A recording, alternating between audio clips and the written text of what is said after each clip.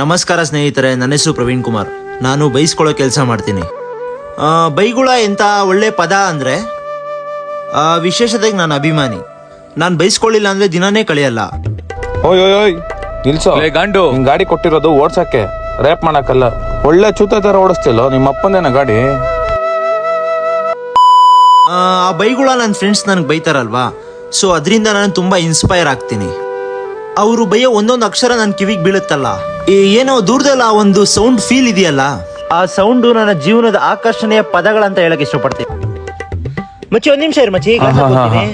ನೋಡಕ್ಕೆ ಬಾಲ್ ಗಂಡು ಲಫಂಗ ನನ್ ಮಗ ಕೊಡೋ ಸ್ಪೆಕ್ಸ್ ಅಲ್ಲಿ.